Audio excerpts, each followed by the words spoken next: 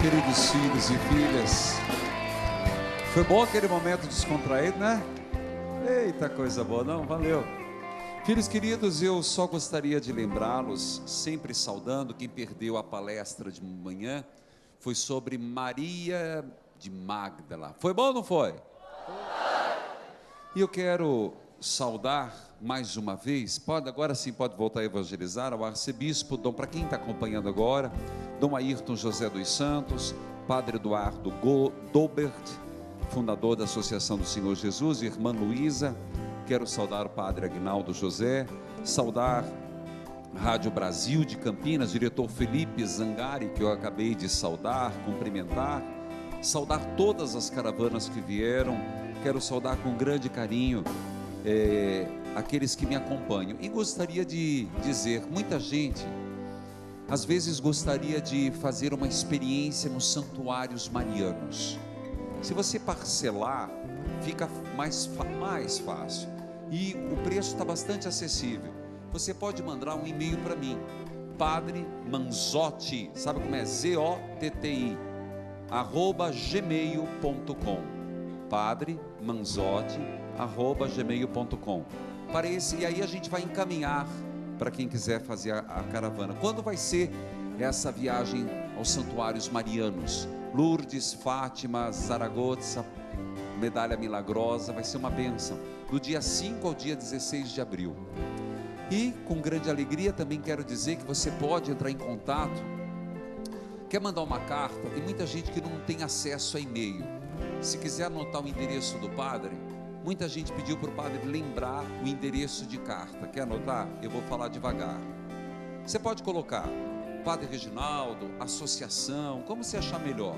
O importante é você lembrar: Praça Senador Correia 55.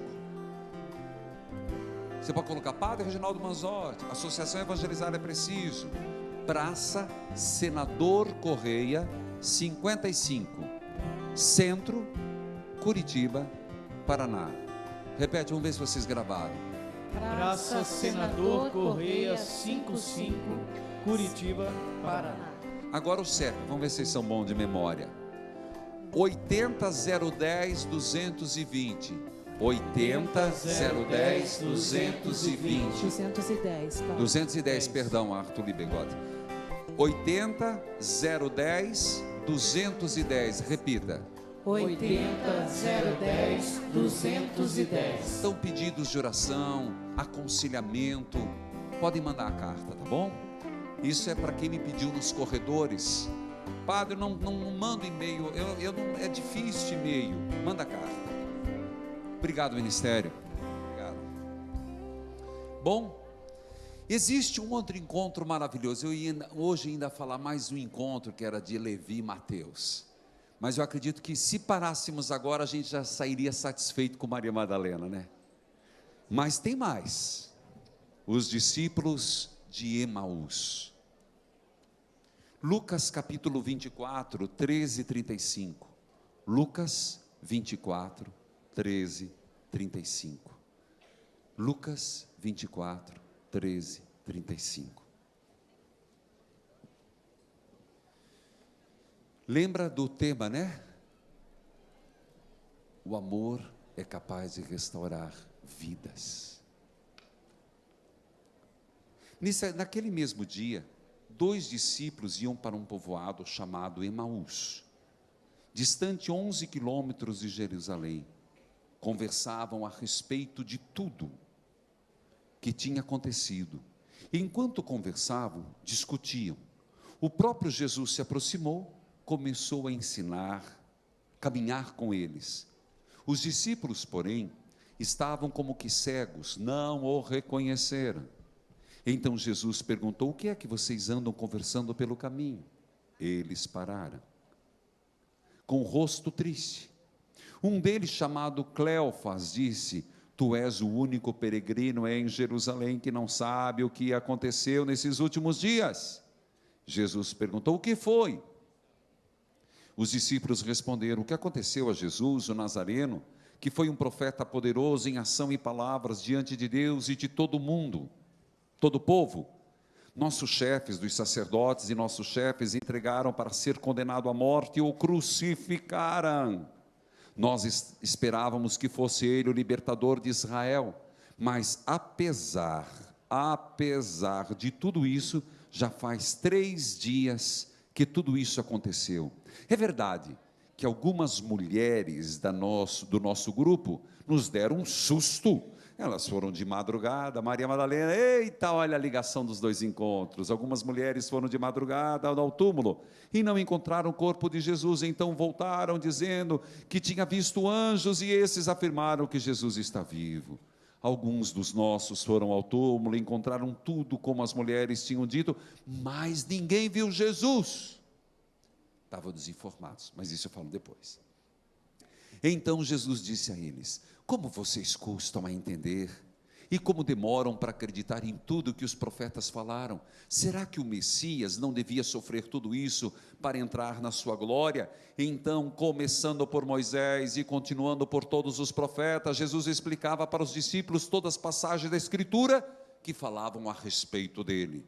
Quando chegaram perto do povoado para onde iam, Jesus fez de conta que ia mais adiante. Eles, porém, insistiam com Jesus, dizendo: fica conosco, pois já é tarde e a noite vem chegando.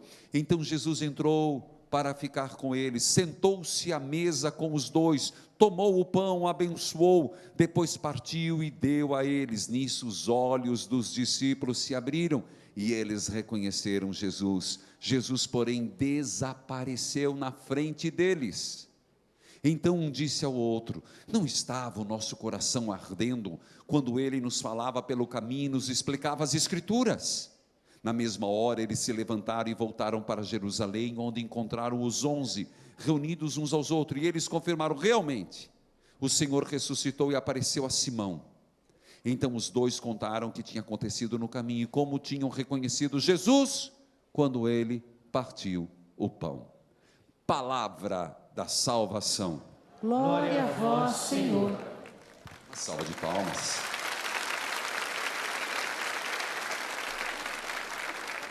Quem já tinha ouvido essa leitura? Quem já tinha ouvido essa leitura? Quem não ouviu foi fazer o que na igreja? Porque toda Páscoa lê, gente. Foram lá para ficar no WhatsApp, Zap? Filho, filha, esse texto é clássico. E, por favor, ei. Feira, a melhor feira é Caruaru. É verdade. Aqui não.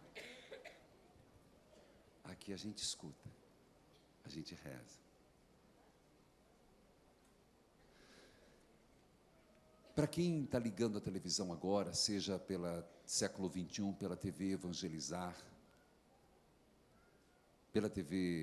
Evangelizar, Terceiro Milênio, ou pela Parabólica, vai ficar perguntando esse contexto. É muito importante entender isso dentro do contexto que eu estou falando, que é o amor que é capaz de transformar vidas. E Maria Madalena foi o melhor exemplo disso. O Evangelho é de quem? Evangelho de Lucas. Fala de 2 discípulos, 2 discípulos.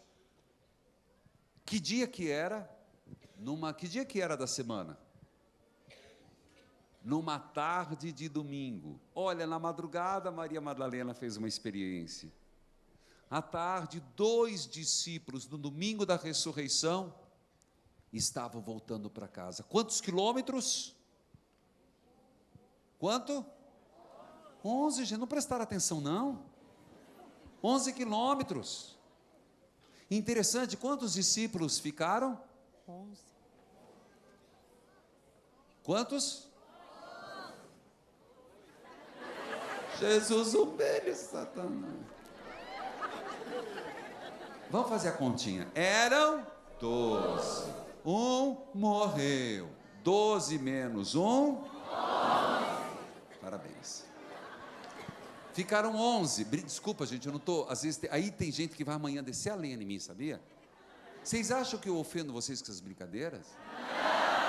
que tem gente em casa que não entende que a gente ria, que até me deu um ataque de riso, né? O ministério tem que me salvar. Gente, eu não faço para ofendê-los, eu faço para brincar, não estou sendo jocoso. Mas é que a gente tem que brincar. Mas também, gente, se a gente for escutar tudo que todo mundo critica, né? Vão cuidar da vida deles, pelo amor de Deus. Pelo amor de Deus, tem gente que Deus o livre. Quero ver, 2 caixão vai ser pouco. Tem plano funerário que deveria cobrar mais caro. Já devia fazer as parcelas mais caras.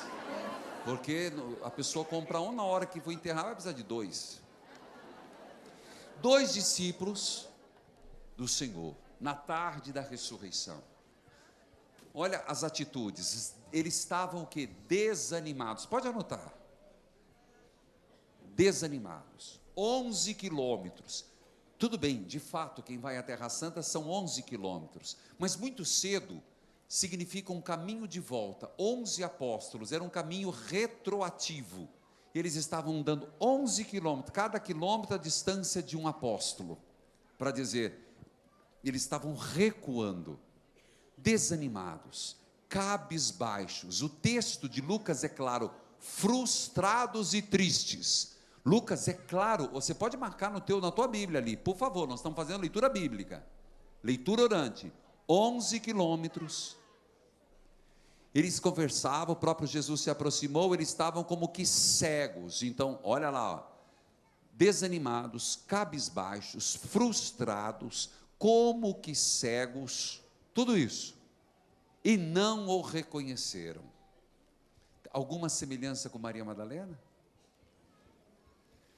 Veja, eles se achavam que estavam super, hiper, mega, power informados. É assim que fala, né? Tem gente que fala. Tinha uma antiga assessora minha que falava assim, isso aí é ultra, mega, power. Quer dizer, tudo bom. E eles se achavam ultra, mega, power informado, porque eles sabiam tudo. Então eles chegaram e Jesus se aproxima. Eles estavam conversando. Mas a matéria da conversa era uma matéria triste. Uma matéria de morte, dos acontecimentos. Mas eles se achavam totalmente informados. Tanto que eles informaram, olha, aconteceu que teve umas mulheres, não falei que mulher não tinha muito crédito? Hoje tem todo o crédito, mas antes, teve um grupo de mulheres, umas beata, que foram lá, e disseram que viram Jesus, mas nós não vimos. Veja, interessante que esse texto bíblico, essa perícope, que eu estou vendo gente ali com um texto maravilhoso, coloca a experiência da igreja a caminho, representa todos os discípulos. Um dos discípulos se chamava... Não vale vocês, agora não, só quando é difícil. Como é que se chamava? Cleofas, repita. Cleofas, de novo, Cleofas. Como é que chamava um discípulo? Cleofas. Como é que chamava o outro? Zezinho. Um se chamava Cleofas e o outro Luizinho. Um se chamava Cleofas e o outro, como é que é seu nome? Zezinho. Não. Uma salva de palmas. Mas ela fez certinho. Parabéns, porque você entendeu o espírito. Se aponta um e se omite o outro, porque o outro discípulo sou eu e você. Então é o Zezinho, é o Luizinho, é a Mariazinha, é a Judite, é o Antônio.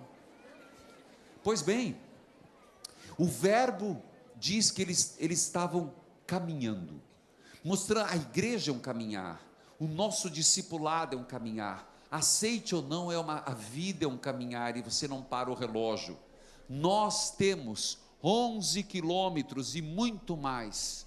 Gente, isso aqui mostra um estado itinerante, caminhar. Eu diria, você não segura o tempo. Você consegue segurar o tempo? Não. O tempo não se segura. Nem que nós não queiramos caminhar, a opção de não caminhar já é um caminhar. Para o nada, para o vazio, para o ostracismo. É impressionante, você pode tomar a decisão, eu não quero caminhar. Você tomou uma opção de caminhar na vida parado. mas está caminhando, porque o tempo te empurra, o relógio da vida te empurra. A biologia, a parte biológica que morre dentro de nós, também é empurrar, é desinstalar. É interessante, a pedagogia de Deus.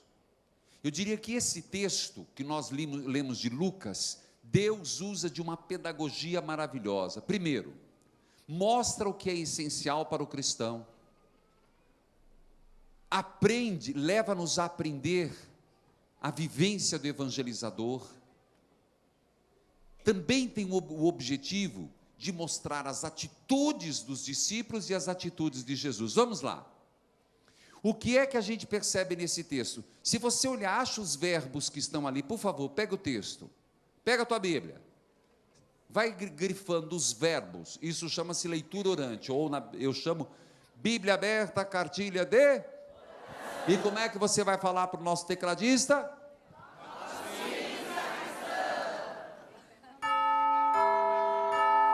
Toca o sino, sacristão, fala. Muito bem. Quais são os verbos ali? Pega, quem está em casa, gente, pega a Bíblia, já lavou a louça? Você deixa para lavar depois, o macarrão já queimou, vai lá. Verbo caminhar.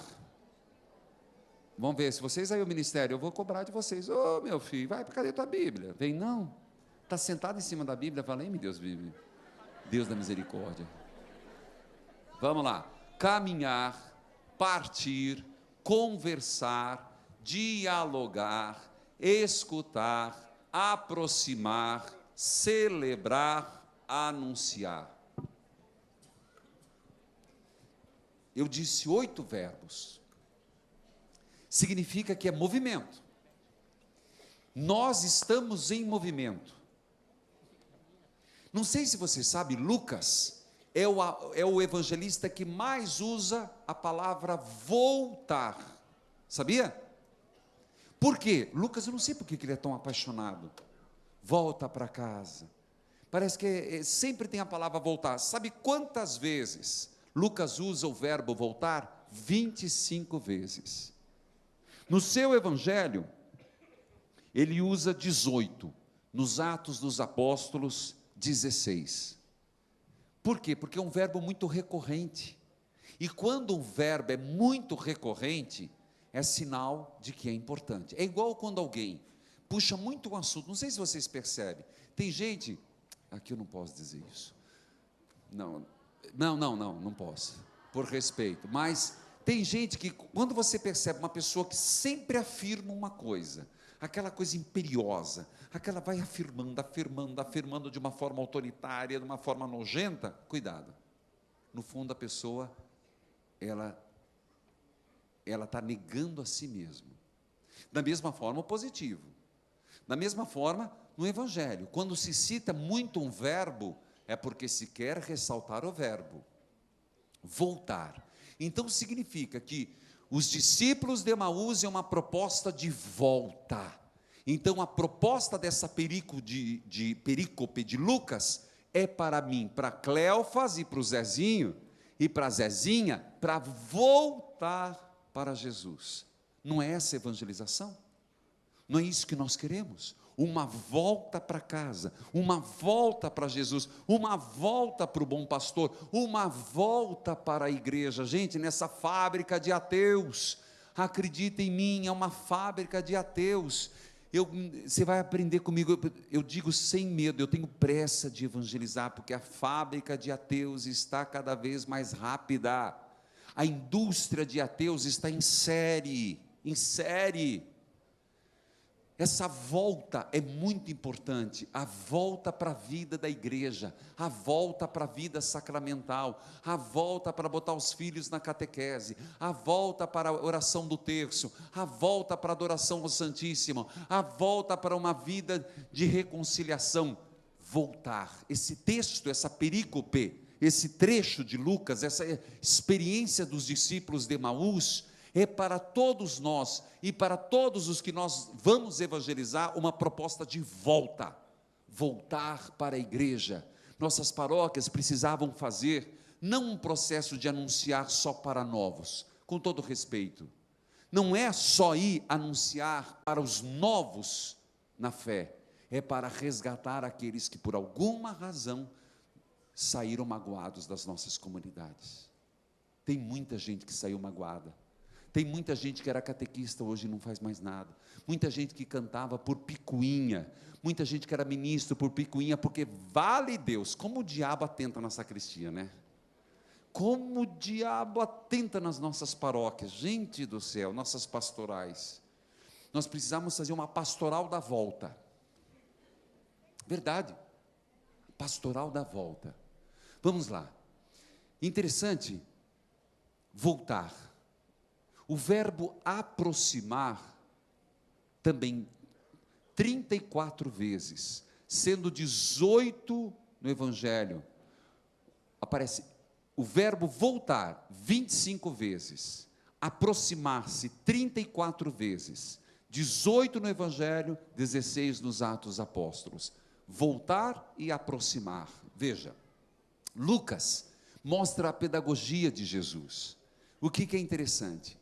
Lucas não fala que Jesus chegou, primeiro Jesus chega como forasteiro.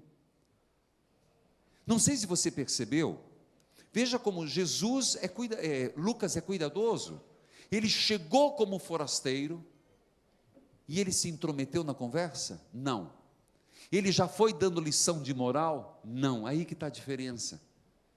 Ele chegou e fez uma pergunta: o que vocês estão conversando? Às vezes a gente chega e já vai dando lição de moral. Quantas vezes eu vejo um pai, uma mãe no rádio perguntar, ou às vezes quando a gente vai catequizar, numa conversa com o filho, você já não chegue com o dedo assim, porque você é um canalha, um pau d'água, um sem vergonha, porque você fez isso, porque você é um biscateiro, porque você é uma sem vergonha. Não é isso. A pergunta: o que vocês estão conversando? O que você está sentindo? O que você está vivendo? Você entende? Muita gente não consegue começar um diálogo. Às vezes a forma de começar um diálogo significa o sucesso do diálogo. Vocês estão entendendo o que eu estou falando? Estão entendendo o que eu estou falando? Sim. Se você chega de uma forma assim, grotesca, sempre na vida do outro, eu sou um estrangeiro, a menos que a nossa linguagem é do amor. Gente, eu não tem nada de abichalhado não, viu? Já superemos essa fase do amor. É verdade, porque a gente tem que falar o português rasgado, só. Porque eu estou falando, quando nosso falar é uma linguagem do amor, eu não sou mais estrangeiro na vida dele. Ele não é mais estrangeiro na minha vida. Porque nós partilhamos sentimentos. Mas toda vez que você chegar na vida de uma pessoa, você é um estrangeiro. Lembre-se disso. Você é estrangeiro de alguém que está caminhando, que está levando o seu fardo, que está levando a sua dor, que está levando as suas informações, e ela está levando como verdade, por mais que não seja. Gente, é muito violento você chegar e derrubar sua verdade. Você tem que acolher, você tem que ouvir, você tem que ser delicado. Lucas é delicado. Tanto que Lucas não diz que Jesus falou seus burros. Jesus diz: como vocês são lentos no coração. Coração, lugar de amor. Oh meu Deus, então tem coisa aí. Jesus fala: como vocês são lentos no coração. E depois, paralelo, lá na frente, não ardia o nosso coração quando ele falava? 3 pontos. Podia ter começado de manhã, eu pregaria até agora, e mais 2 dias sobre esse texto. Estou deixando pistas. Bom entendedor, minha palavra basta. Sou estrangeiro, sou um forasteiro na vida do outro.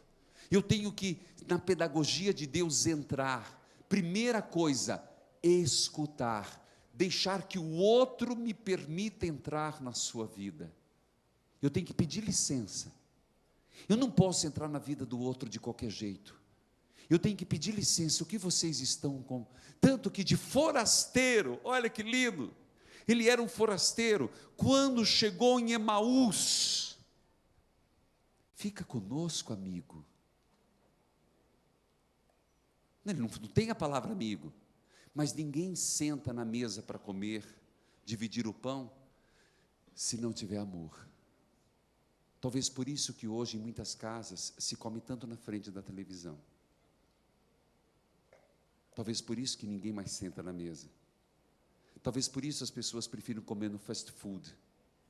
Talvez por isso cada um pegue a sua bandeja e senta num lugar.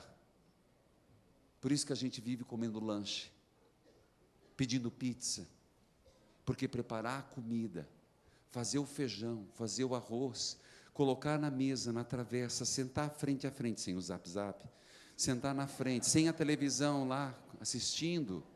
2 lugares não deveriam ter televisão, e isso eu também tenho que bater no peito. Na cozinha e no quarto. Não deveria. Principalmente do casal. Eu estou dizendo, agora vou arrancar. Não, não é isso. Não é, a gente enfatiza para dizer outro, porque tem que dialogar, é isso. Não é que a televisão é o bicho. Por favor, não entenda, a gente às vezes quer enfatizar uma coisa ou outra. Não adianta nada também, não ter televisão no quarto, cada um vira do outro, boa noite. Ou chega cheio de cachaça e a mulher emburrada do outro lado, não me encosta. Não adianta nada. Uma coisa não substitui outra. Diálogo amoroso, aí quer fazer checho. Não dá certo. O dia inteiro brigando. Como é que a pessoa vai se doar para o outro? Estou errado? O dia inteiro tratando mal. O dia inteiro é no coice. Depois que é checho.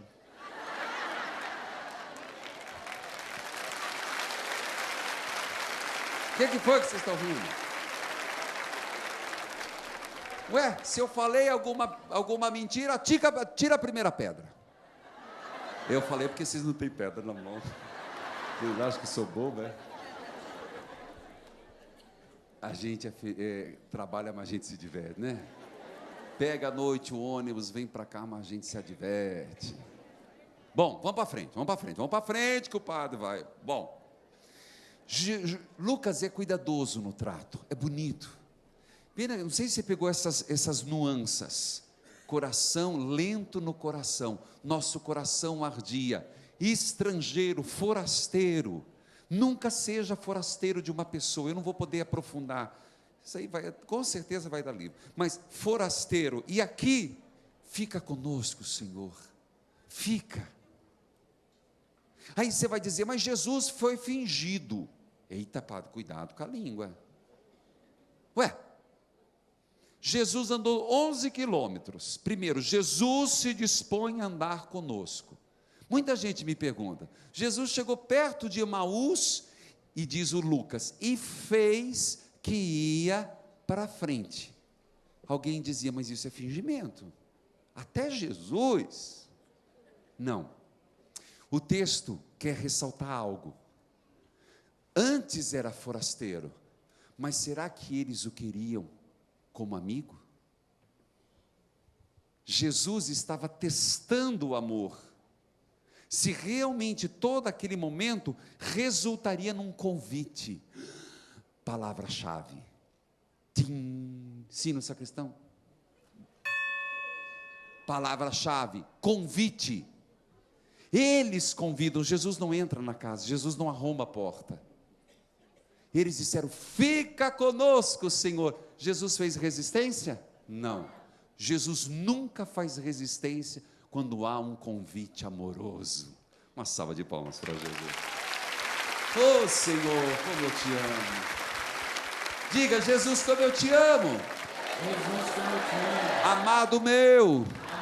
Amado. Dá o tom para mim. Amado meu. Toma o que é teu, amado meu, quero viver só pra te amar. Eu falei que eu choro por uma propaganda de maionese. É lindo esse texto. A palavra de Deus a gente nunca lê do mesmo jeito. Você vai ficar velho, desdentado não, porque hoje eles fazem implante, né?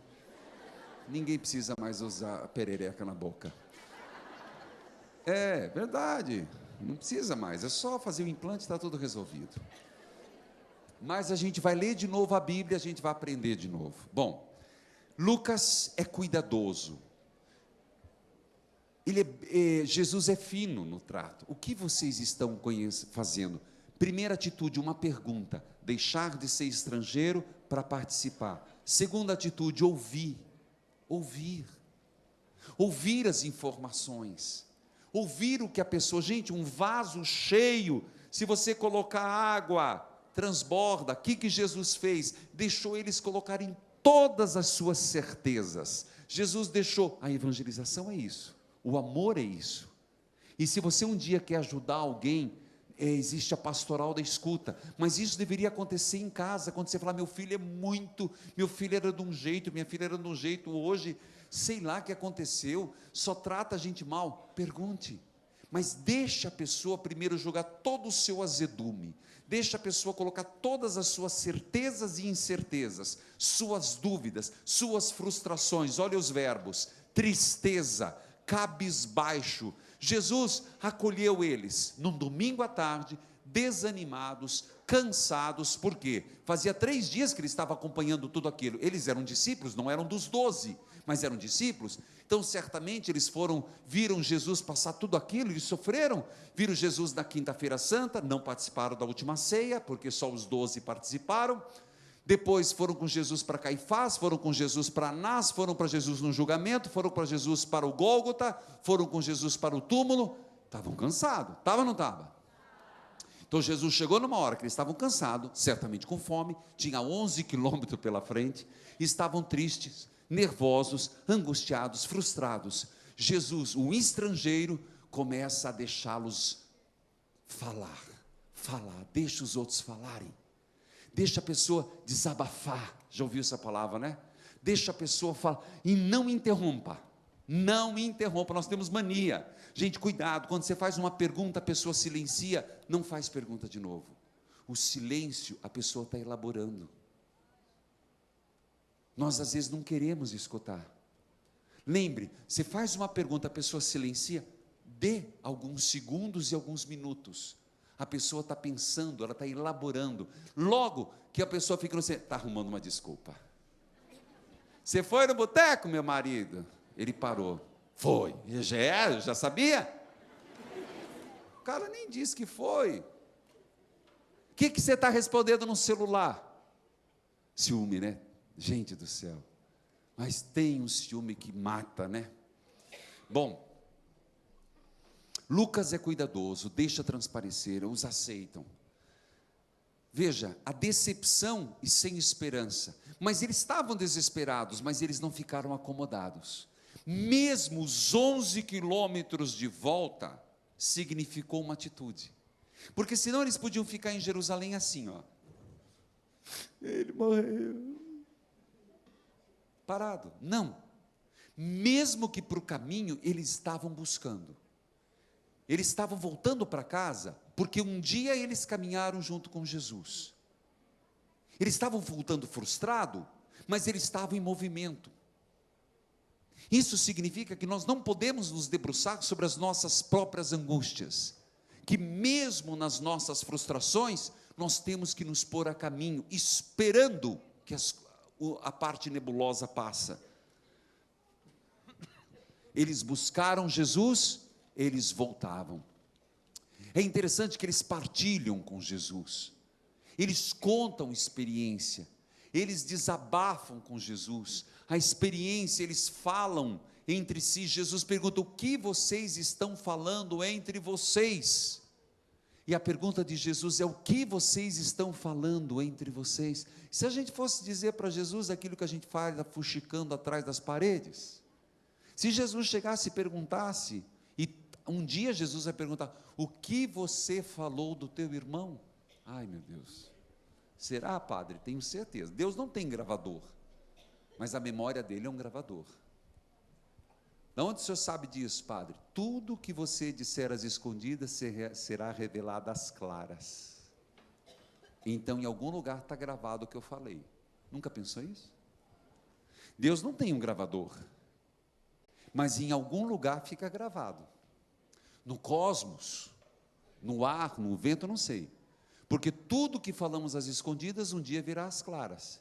Então, todo som que eu solto fica gravado em algum lugar. E eu acredito que na mente de Deus. Ou na nossa. Veja, eles estavam cegos espiritualmente. E a cegueira, Madalena chorava. Eles estavam cegos da tristeza. A tristeza não os fazia enxergar Jesus. É interessante que eles estavam cegos, tristes. Gente, a pedagogia de Deus. Lembra que eu usei uma palavra? Deus caminha perto de mim. Não foi isso? Olha que interessante. No momento de dificuldade, Jesus se aproxima. Ô discípulo de Emaús, ô Cleofas, ô Zezinha, ô Zezinha, ô Zezinho. Na hora que você estiver desanimado, você pode olhar do lado que Deus está. Você escutou isso? Na hora que mais você estiver desiludido, Deus está do teu lado. É uma outra mensagem de Emaús. Deus, Ele se dispõe a caminhar conosco. Deus é capaz de ir caminhar, e os 11 quilômetros foi o tempo longo, porque Deus não se cansa para nos trazer de volta. O verbo voltar, o verbo se aproximar. Jesus se aproxima para depois voltar. Jesus se aproxima. Gente, você pode ter certeza, você não caminha só. Você está escutando o que eu estou falando? Diga, eu não caminho sozinho. Eu não caminho sozinho. Nos momentos mais difíceis, Nos momentos mais difíceis, piores que sejam, o Senhor vem comigo. o Senhor vem comigo. Ele foi com os dois, o Cleofas e o Zezinho. Interessante que aproxima, ouve. Cleofas responde com uma pergunta. Aqui que vem o problema. Cleofas, engraçado que Cleofas é o único que fala nesse texto, o outro discípulo não fala. Opa, tem outro ponto. Cleofas diz, ele responde uma pergunta com uma pergunta. Se a gente pudesse estudar isso, mas não dá tempo, tenho 24 minutos.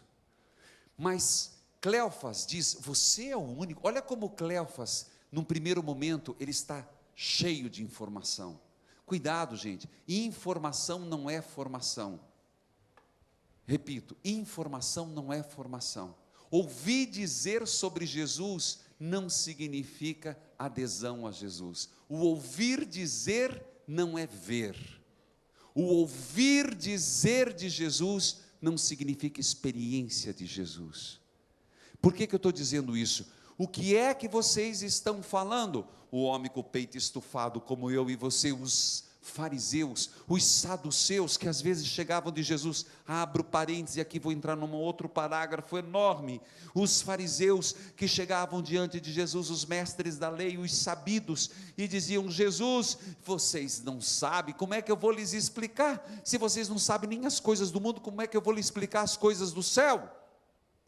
Cleofas responde com uma pergunta, Senhor nada, forasteiro, você é o único que não sabe do que está acontecendo, e conta, cheio de informação, cuidado, quando a gente estiver cheio não cabe mais nada, quando a gente estiver muito cheio, nós estamos cheios de informações erradas.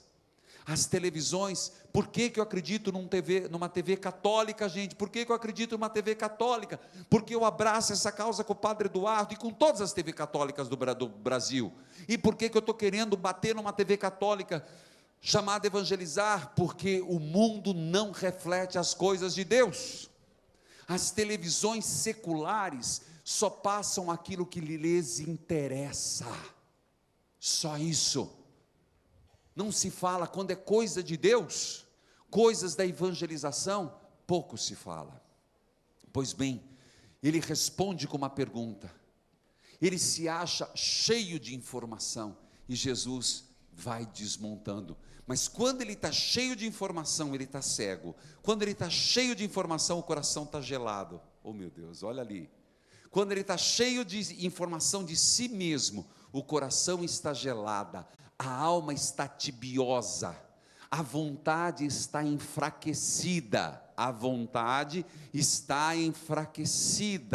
a fé está desmotivada. Gente, aqui existe todo um processo. Quando Jesus começa a lhe falar a palavra, a escritura, os olhos vão se abrindo. Eu sou a luz do mundo, quem me segue não andará nas trevas, mas terá a luz da vida. Os olhos vão se abrindo. O que você quer que eu faça? Veja, eu quero ver, Senhor. Jesus toca com a saliva, faz um barro, toca nos olhos, e ele vê como torto, e Jesus insiste na palavra, e eles enxergam. Os discípulos de Emaús, enquanto eles estão lá, o coração está gelado, Jesus vai dizendo, e o coração dele vai ardendo, Jesus vai dizendo, o coração dele vai pegando fogo, ele vai dizendo, e o coração não suporta mais, entra na minha casa, vem cear comigo, Senhor, vem partir o pão. Os discípulos estão lá, e eles estão desanimados, a vontade está fraquejando, e ao invés de ficar em Jerusalém, eles vão caminhando, eles estão com vontade, mas estão indo para o caminho certo, estão voltando para o antigo chamado. Se antes o caminho era para cá, agora estão indo retroagindo, 11 quilômetros, é como nós que vamos caminhando tibiosos, não fervorosos, no caminho errado, e o Jesus anda. Nem todo caminho, nem tudo chega a Deus, mas dos caminhos Deus percorre para levar a Ele, e aqui é um caso típico. Jesus percorre o caminho de Emaús para salvar, Jesus percorre o caminho de Damasco para salvar Paulo, Jesus percorre o caminho que eu ando para me salvar. Uma salva de palmas para Deus. Não tem caminho onde Deus não nos encontra. Não tem caminho onde Deus não nos encontre.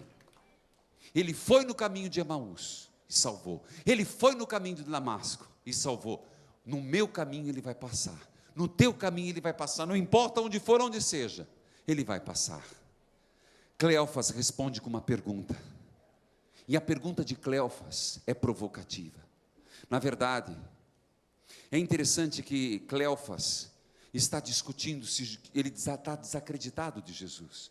Quando ele diz, nós acreditávamos que ele fosse ressuscitar, mas ele não ressuscitou, ele está questionando se Jesus é o Messias.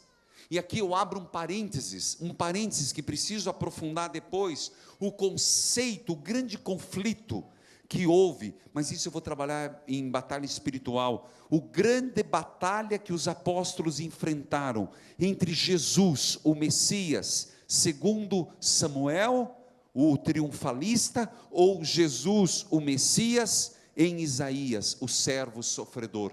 Todos os apóstolos foram reféns dessa dualidade, inclusive Emaús, porque quando viram Jesus crucificado, eles desacreditavam na messianidade, por isso eles tiveram que reaprender, e Jesus começou a Sagrada Escritura de trás para frente, e impressionante que a resposta de Jesus não foi um Jesus triunfalista de segundo Samuel, foi um Jesus servo sofredor de Isaías. Aqui tem uma grande revelação de Lucas, fica como uma pista. Não o reconheceram, versículo 16, seus olhos estavam como que impedidos de o reconhecer. É interessante você ver Maria Madalena, chorava, não reconhecia, por quê? Porque eles estavam preocupados, aflitos, porque eles estavam descrentes, amedrontados. A crucificação de Jesus tinha acabado com toda a esperança, a fé tinha acabado, e o coração na dor endureceu. Gente, cuidado, na dor o nosso coração tem que amolecer e não endurecer. O sofrimento tem que nos fazer amolecer, não endurecer o coração. A idade tem que amansar o nosso gênio e não nos tornar velhos chatos e implicantes, Cuidado, você tem que pedir: Deus, me dê uma velhice onde serei mais sábio, mais terno, e não seja um velho, uma velha chata, ranheto, que os filhos têm que botar no asilo porque não tem mais o que fazer. Eu tenho que me preparar para a velhice, você tem que se preparar para a velhice, e pedir a Deus: dai-me mansidão. É verdade, a mais pura verdade. Felizes somos nós se um dia chegarmos a usar bengala. Felizes somos nós se um dia chegarmos a usar bengala, porque sinal que a nossa vida é longa, senão nós vamos ter sido ceifados antes. Feliz o idoso. Filhos queridos, para eles tudo que tinha experimentado, gente, a frustração. Eu não sei se você, é a mesma coisa que de repente, eu vou dar um exemplo, esse não posso, mas você imagina uma situação, para eles de repente apostaram a vida em Jesus, morreu, crucificou, aquilo que era uma verdade se transformou numa fábula, como uma lenda frustrada. É como você entrar num projeto, vou dar um exemplo de uma ONG, que aí é mais fácil. Você entra numa ONG, e de repente você ajuda, manda dinheiro, e de repente você descobrir que aquela ONG faz parte do Lava Jato.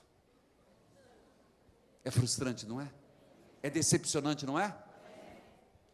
Um exemplo, um paralelo meio estranho, mas para dizer, para eles, tudo que eles acreditavam caiu por terra, o homem morreu. Lhes faltava uma informação, a informação de Maria Madalena.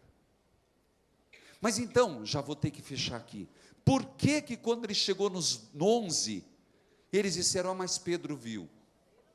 De novo, a prelazia não, o primado de Pedro. Sempre nos evangelhos quem vê primeiro é Pedro, por uma questão do primado. Lucas também cuida disso.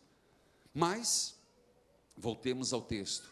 Eles estão descrentes, amedrontados, tinha acabado o sonho ideal, virou uma fábula, uma lenda, um engano, um engodo.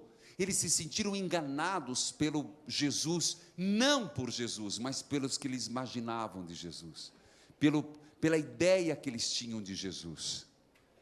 Começaram a falar, mostraram que estavam mal formados, mal informados. Os discípulos de Emaús, eles não estavam só mal informados, repita, eles não estavam só mal informados, repita. Eles não estavam só mal informados. Entende a palavra informados? Eles estavam também mal formados.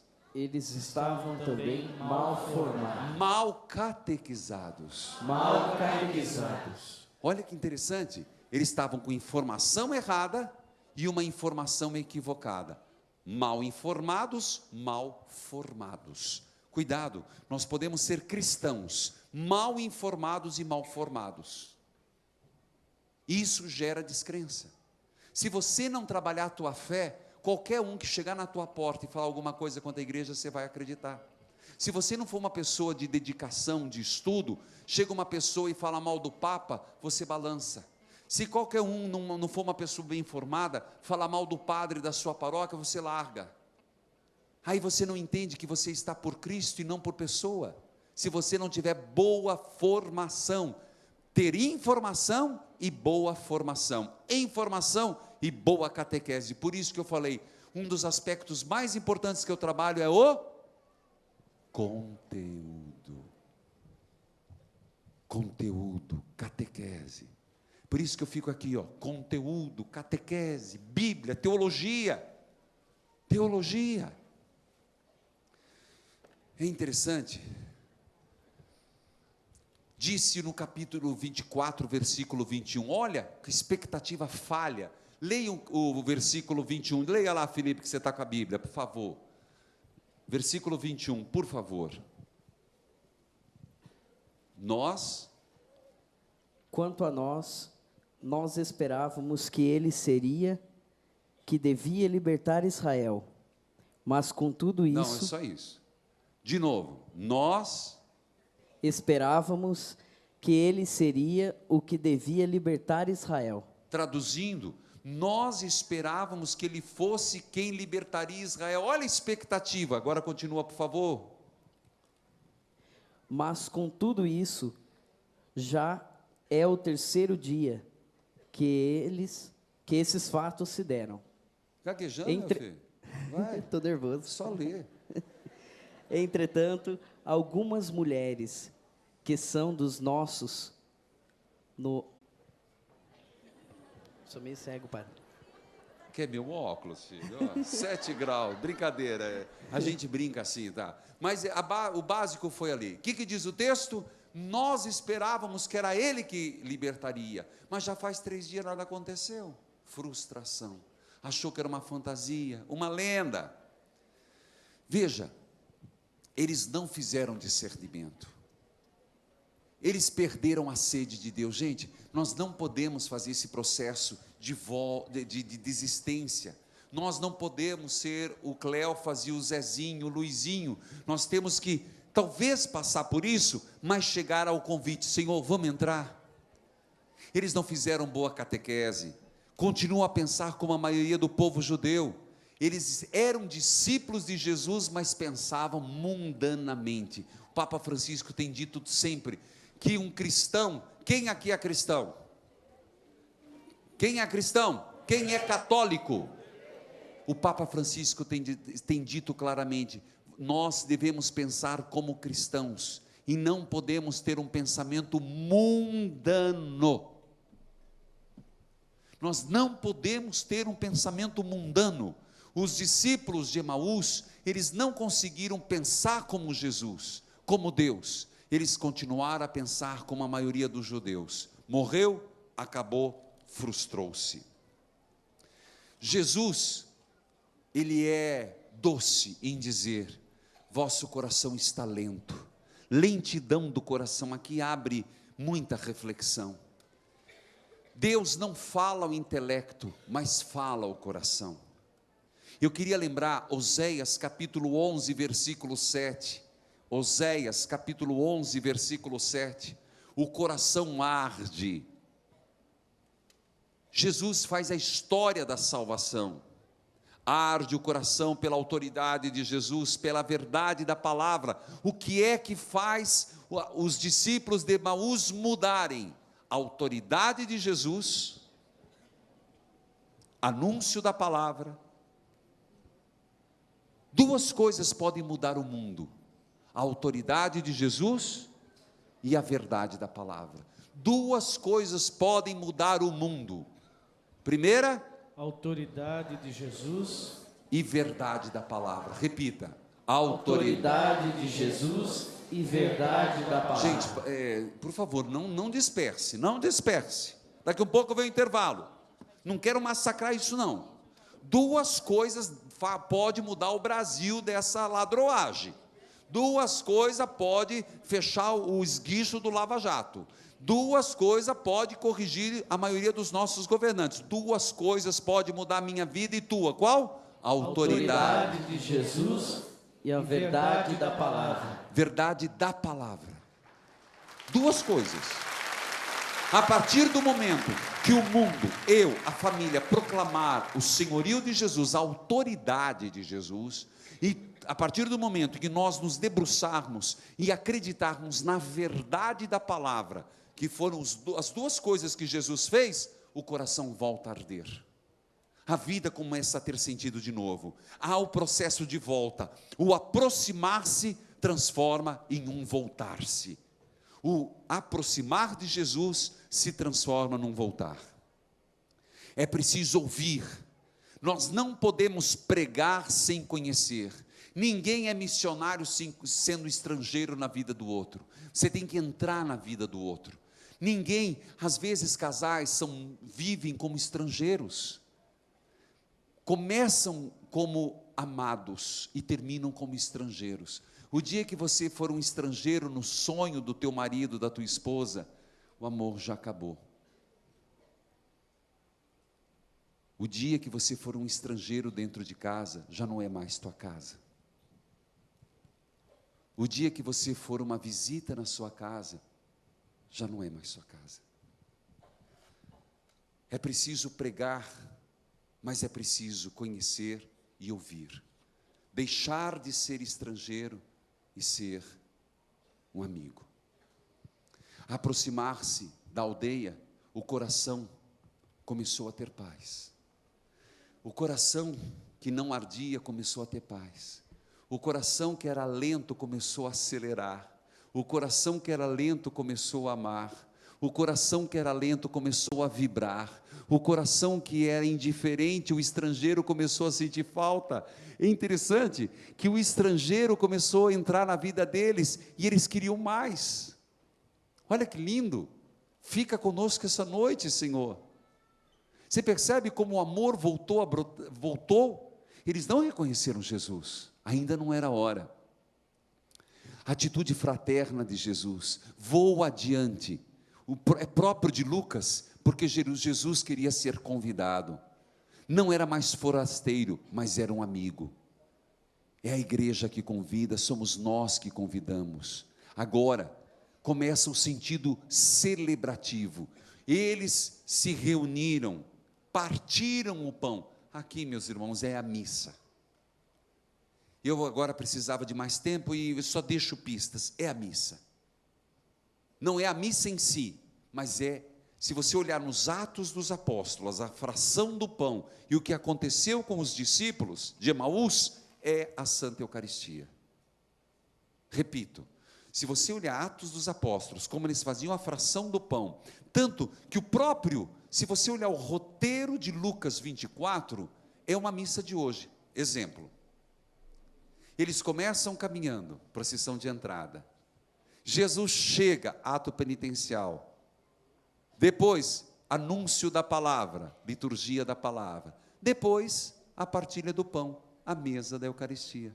Se você olhar todo o capítulo 24, todo o capítulo é a missa que celebramos hoje, passo a passo. A mesa da palavra, a mesa da Eucaristia. É a missa.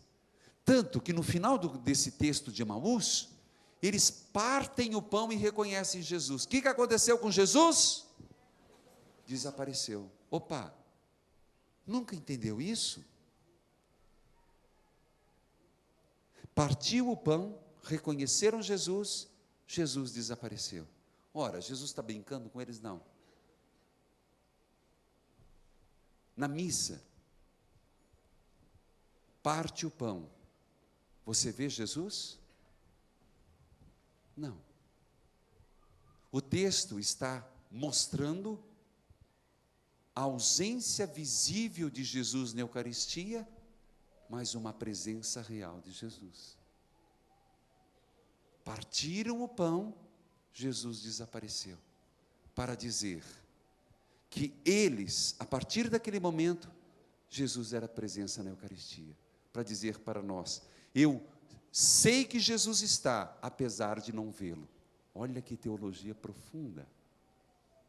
Foi ao partir o pão que eles reconheceram Jesus.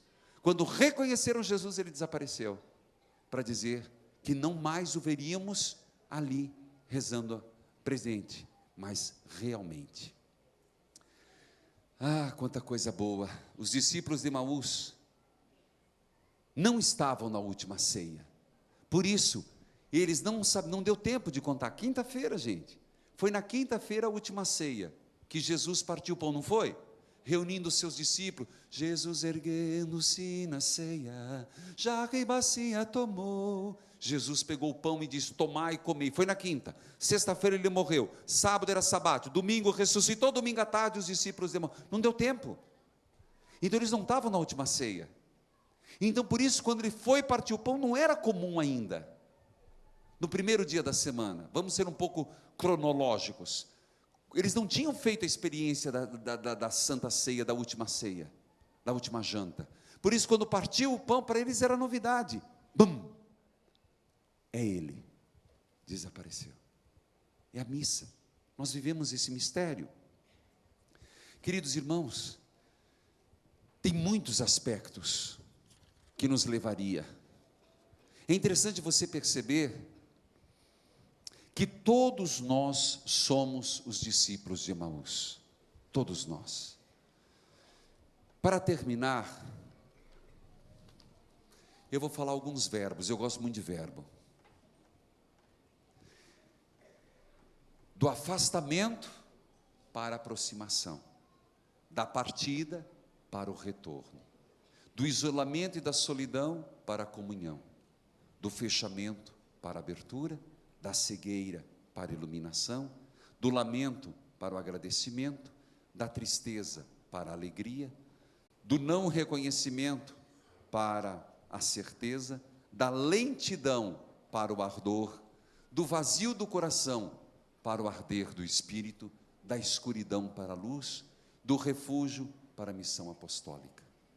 Faltaria ainda dizer que eles voltaram. E a missa termina: ide em paz e o Senhor vos acompanhe. Portanto, os discípulos estavam cansados, 11 quilômetros, não mediram esforços. Nem eles, nem Maria Madalena fizeram experiência para si. Quem descobre Jesus para todos. E eles foram correndo contar. Discípulos de Emaús convidam não só para cear, mas para entrar no coração. Deus quer que o acolhamos. Vem. É preciso que eu e você sempre façamos um convite: vem, Senhor, na minha casa. Vem, Senhor, fazer morada em mim. Jesus aceita o convite. O encontro acontece em qualquer lugar. Não há caminho que Deus não seja capaz de trilhar para nos trazer de volta. Jesus sempre se aproxima para um voltar para a casa do Pai. Amém.